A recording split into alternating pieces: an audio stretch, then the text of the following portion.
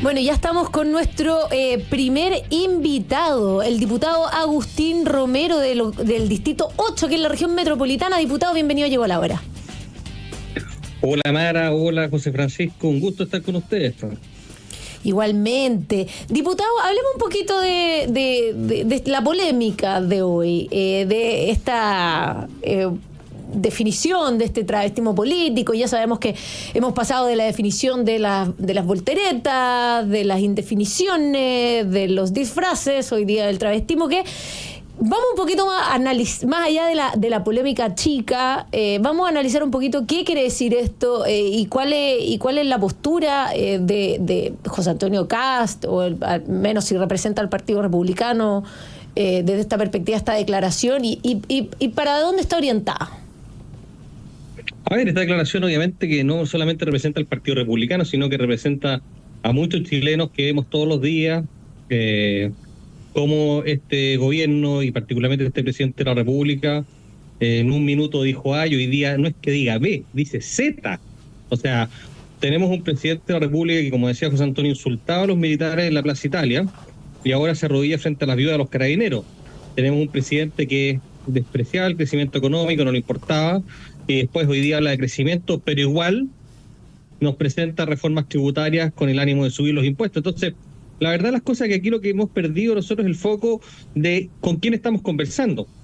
Porque cuando lo vemos en la ENADE, habla un discurso tratando de quedar bien con los empresarios, pero cuando va a hablar a algún lugar, por ejemplo, algún aniversario del Frente Amplio, habla de no bajar la lucha.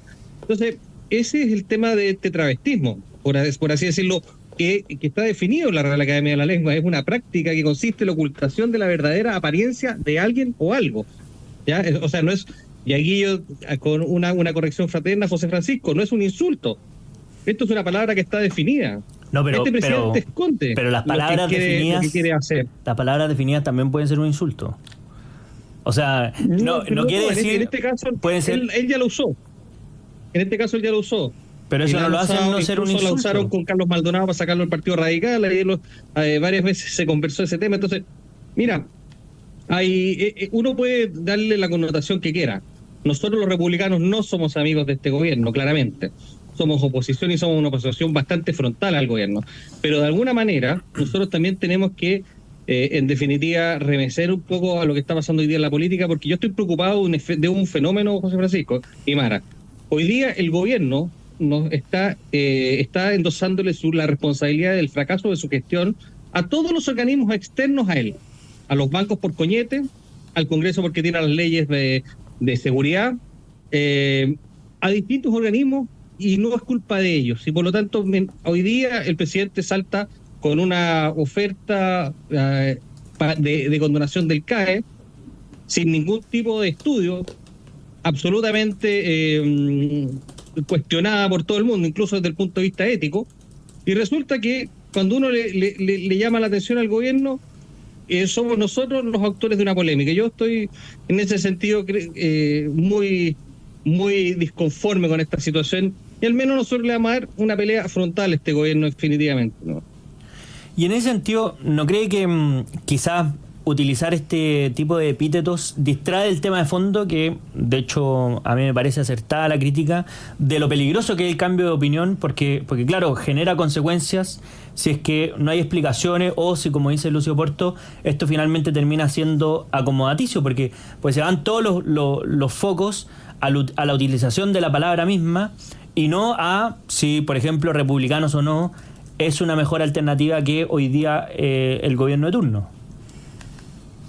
Es que depende de cómo se quiera enfocar el tema. Nosotros lo que hicimos, y creo en eso, que José Antonio Kast al final hace una denuncia y dice las cosas como son. Hoy nos gobierna un travesti político que cambia de opinión, y eso es un hecho. Eso es la realidad, es lo que vemos todos los días. Ahora, ¿cómo vamos a enfrentar esto? ¿Cómo vamos a tener que lidiar estos 2 años que nos quedan? Es otro tema, ¿ya? Y en ese sentido es que nosotros vamos a seguir siendo responsables, como hemos sido, como por lo menos como oposición. Pero yo quiero decir una cosa, aquí se acabó el buenismo. Nosotros no podemos seguir pretendiendo ser buenas personas con aquellos que trataron de quemar Chile, aquellos que le hicieron un golpe de Estado al presidente Piñera, y hoy día tú los ves con los ojos medio llorosos, reclamando por la forma, en circunstancias que ellos trataron de asesino a cuánta persona se le pone al frente, tratan de ladrón a cuánta persona que se le pone al frente, y por lo tanto yo te digo sinceramente, yo creo que acá ellos están cosechando lo que sembraron, y yo siempre digo, por lo menos a mí el tema de atacar, de no atacar, pero en el fondo de enfrentar directamente a esta gente, para mí no es un problema. Yo creo que es necesario hablar las cosas como son y decirle a este señor que se deje de hacer el bueno. Mire, el primer discurso del presidente Boric le pidió disculpas al presidente Piñera por el tema de la pandemia. ¿Retiró alguna querella? ¿Retiraron alguna querella contra el presidente Piñera por el tema de la pandemia? Ninguna. Entonces, eso es lo que quiero decir, es que se acabó el buenismo. Hay que denunciar a esta gente y hay que enfrentarlo frontalmente nomás. Diputado, uno de los temas que tocó, voy a seguir un poco derivando a la actualidad, fue el tema de la condonación del CAE, que ha sido la última gran declaración del gobierno, porque supuestamente esta propuesta va a estar lista en septiembre. Lo que han dicho la gran mayoría de los expertos es que no existen los recursos. Salieron también distintas personalidades del mundo político a decir que esto iba a ser injusto para quienes efectivamente lo habían pagado, y bueno, a puertas de la cuenta pública también es un escenario en donde también favorece a la gente cercana al presidente. ¿Cuál cree usted que es la situación o la posibilidad de la condonación del CAE? ¿Es algo que irá a ocurrir? ¿Será una de las propuestas del plan de gobierno que el presidente va a cumplir, o vamos a seguir entrampados en esta discusión como hace 2 años atrás? Mire, Mara, yo creo sinceramente que estas cosas que hace el gobierno las hace básicamente para dejar instalado un tema, ¿ya? Y obviamente hacernos discutir respecto a una propuesta que no existe. O sea, nadie sabe cómo se va a hacer económicamente, es inviable. Hablan de 12.000 millones de dólares, ¿ya? 4 puntos del producto. O en el mejor de los casos, parcialmente serían como 5.000, 6.000 millones de dólares más o menos. Entonces, la verdad de las cosas es que yo lo que veo acá es un intento de este gobierno de tomar la agenda, poner un tema de discusión, hacernos pelear entre todos nosotros para llegar luego a nada. Lo mismo que ha pasado con los temas de impuestos, que el gobierno dice, en octubre presentamos reforma tributaria, en diciembre presentamos reforma tributaria, ahora ya no la van a presentar. Entonces, yo creo sinceramente que este es un volador de luces que se utiliza solamente para tratar de ganar un poco de adherentes que perdieron con el famoso perro matapaco, pero no tiene ningún sustento fáctico, es imposible hacerlo. Y si el gobierno cree que van a poder condonar el CAE sin mayores recursos, es igual de mentira que la mentira que dijo Rodrigo Peñailillo, que cuando reformaron el sistema político, que no iba a costar ni un peso más a Chile. Eso es mentira, le va a costar plata. Le puede costar plata del bolsillo derecho o le puede costar plata del bolsillo izquierdo, pero por uno de los dos bolsillos de la misma persona va a tener que salir esa plata.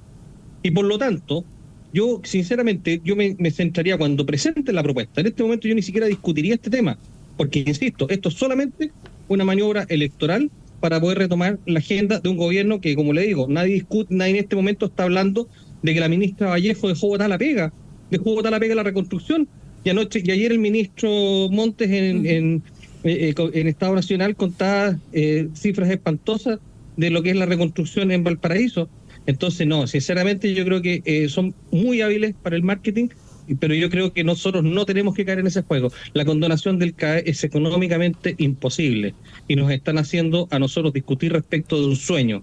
Y yo creo que tenemos que ser muy cuidadosos y discutir sobre temas reales que se puedan materializar. Y ahí, desde ese punto de vista, ¿qué se espera para el discurso presidencial del próximo 1 de junio? Porque vemos las principales reformas más bien estancadas en el Congreso, con dificultades que puedan salir, al menos en los términos que les gustaría al gobierno. Vemos que hay una agenda que es ajena más bien a las prioridades que tenía el gobierno inicialmente, y claro, surgen este tipo de ideas, para mencionar alguna, como la de la condonación al CAE, pero se ve difícil el panorama para el 1 de junio. Sí, yo creo que ya se le acabó el tiempo al presidente. Normalmente los anuncios de cosas que se van a hacer se dicen en el primer año, en el segundo ya se ven los brotes verdes, en el tercero empezamos a cortar cinta, empiezan a salir las leyes. Yo creo que este gobierno se acabó, efectivamente, cuando muchos analistas dijeron que el 4 de septiembre se había terminado este gobierno. Yo creo que es efectivo. El gobierno no pudo sacar adelante mayorías políticas, no pudo convencer con buenas reformas a ningún sector político para poder avanzar en crecimiento, en desarrollo, en educación. Vemos hoy día que toda esta implementación de los SLEP es muy cuestionada, no solamente por la derecha, es cuestionada incluso por sectores de izquierda. Ya el presupuesto de la nación estuvo en vilo respecto del tema de los SLEP de Atacama. Entonces, hoy día, ¿qué va a hablar? No sé, yo tengo la sensación de que el presidente va a hacer un buen discurso. Siempre maneja muy bien la retórica, tal como lo hizo con los empresarios, hace discursos entretenidos para la audiencia que va a estar. Pero sinceramente yo creo que esos discursos no van a ser muchos llamados. Llamamos al Congreso a que saque luego una reforma tributaria, llamamos a que hagan esto, porque ese es el esquema que han armado. El esquema que han armado es decir que las leyes de seguridad están entrampadas en el Congreso, entonces van a pedir que agilicemos la agenda de seguridad. Todo el tema de permisos, inversión y crecimiento es una agenda pro crecimiento que también está en el Congreso, como si no existiera ninguna ley para poder avanzar en permisos, para poder, o no existiera ninguna gestión en el Ejecutivo para poder sacar adelante las inversiones. Igual que en la seguridad, como si no existieran leyes para meter presos a asesinos, a delincuentes, a violadores. Entonces, yo siento que lo que vamos a ver es una recriminación hacia el otro y no hacerse cargo de los problemas de gestión propios, de quién tiene la llave para llamar a los carabineros y darnos seguridad, del que puede pedir estados de excepción, del que puede disponer las fuerzas militares, del que puede llamar a un Ceremi, que puede llamar a un ministro y decirle: yo necesito que usted apure estas inversiones, necesito que, por ejemplo, BID haga las baterías en Chile y no se vaya. ¿Me entiende? Eso es lo que nosotros nos gustaríamos que el gobierno mostrara y dijera: mira, de aquí a fin de año vamos a tener tantas plantas de hidrógeno verde, aquí a fin de año vamos a tener lista la alianza con Sokimich y vamos a sacar algo que sea, aunque sea un kilito de litio, pero algo algo de gestión. Pero lo que vamos a ver, José Francisco y Mara, es eso, se los adelanto, solamente recriminaciones a los privados, recriminación a los bancos, recriminación a los empleadores que pagan poco, al Congreso que nos saca la agenda, que las discusiones políticas, y finalmente se va a quedar todo acá y él va a decir: pucha, yo no puedo hacer mi trabajo. Y eso no es así. Eso no es así. Él tiene la llave, él tiene las instrucciones, él puede mandar. Y a lo que nosotros nos gustaría es que un presidente mande, gestione y gobierne este país. Diputado, y en esa misma perspectiva, utilizando un poco los resultados que salieron de la encuesta para el ciudadano de la Universidad del Desarrollo, que ponían como las principales preocupaciones o prioridades de la ciudadanía: seguridad, inmigración ilegal. Ustedes, como partido republicano, ¿cuáles son las principales principios de gestión el cual se debería encargar el gobierno para preocuparse sobre todo del tema de seguridad? Mira, Mara, yo creo que el tema de seguridad definitivamente se comió todo el resto de la agenda. Yo cuando voy al terreno, yo soy un diputado muy de terreno y tengo comunas muy populares, y voy a las poblaciones y converso con la gente. Ya muchas personas hay temas que no les interesan mucho, lo tengo que decir. Lo que sí es que están aterrados de salir en la noche de su casa. Yo creo que es fundamental que el gobierno tome decisiones, cerrar fronteras, dar señales. Cuando José Antonio Kast va a El Salvador y muestra este tema de las cárceles, cuando nosotros presentamos una política de cárceles, son señales que se les dan a los delincuentes, señales que se le dan al país de tranquilidad, no señales como por ejemplo la que hace el ministro de Justicia, decirle a los jueces: oiga, ojo con el hacinamiento carcelario para que no vaya a meter más gente presa. Esos son los temas que nosotros creemos que son parte de las gestiones. ¿Qué señales damos? Y lo que estamos viendo siempre es que cuando se presenta una ley de seguridad, por ejemplo, usurpaciones, no, es que esta norma es muy fregada y puede hacer la justicia por la propia mano. Como si la gente estuviera determinada a salir a pegarle balazo a la gente que se mete en un terreno. Lo mismo con la ley Nain Retamal. La ley Nain Retamal es una ley que iba bastante bien, pero el gobierno la vetó. Finalmente nosotros aprobamos ese veto, votamos en contra de una parte, porque nosotros creemos que deberíamos haberla hecho mucho más eficiente. Bueno, no se puede, ¿te fijan? Pero los que vetan las normas de seguridad son ellos, los que le ponen indicaciones a las RUF para preguntarle, mientras te está en una balacera, para preguntarle a la persona si es de una orientación sexual, si es hombre, mujer, si se siente no sé cuánto. Son ellos, no somos nosotros. Este gobierno ha tenido la oposición más leal y más a favor en materia de seguridad, que es el principal problema chileno, y lo ha desaprovechado. Y por el contrario, lo que se hace todos los días es tratar de quedar bien con Dios y con el diablo. Por un lado se le dice a la gente una cosa, pero mientras tanto a los socios delincuentes a los que les da pensiones de gracia este gobierno, se les trata de dejar tranquilo metiendo alguna indicación para debilitar las normas de seguridad que se necesitan que sean fuertes. Porque eso es lo que piden nuestras Fuerzas Armadas, los que nosotros llamamos a que nos protejan, a lo que los alcaldes de izquierda están pidiendo que los vayan a defender. Seguridad, confianza en que no vas a terminar preso por hacer tu trabajo. Bueno, interesante conversación con el diputado Agustín Romero del Partido Republicano. Diputado, le queremos agradecer por habernos acompañado en esta edición de Llegó la Hora. Muchas gracias, diputado. Gracias, José Francisco. Gracias, Mara. Un gusto haber estado con ustedes. Muchas gracias por esa gentileza. Nosotros nos vamos a una breve pausa, Mara Seguini. Y ya volvemos. Con más Llegó la Hora.